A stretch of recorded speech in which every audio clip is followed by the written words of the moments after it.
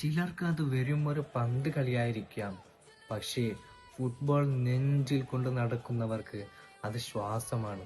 ലോകത്തിലെ ഏറ്റവും വലിയ ആ കനക കിരീടം ഉയർത്താൻ ആർക്കാണ് യോഗം?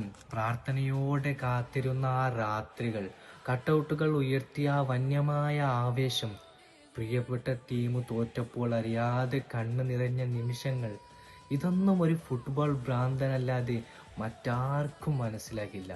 ഈ ഗ്രൗണ്ടിൽ ചോരയും വിയർപ്പും ഒഴുകി അവർ പോരാടുന്നത് കേവലം ഒരു കപ്പിന് വേണ്ടിയല്ല. തങ്ങളെ ജീവനായി കാണുന്ന ആ കോടിക്കണക്കിന് ആരാധകരുടെ അഭിമാനത്തിന് വേണ്ടിയാണ്. നിങ്ങൾ നെഞ്ചിലേറ്റുന്ന ആ ഒരൊറ്റ രാജാവ് ആരാണ്? മെസ്സിയോ, റൊണാൾഡോയോ, അഥവാ നെയ്മറോ?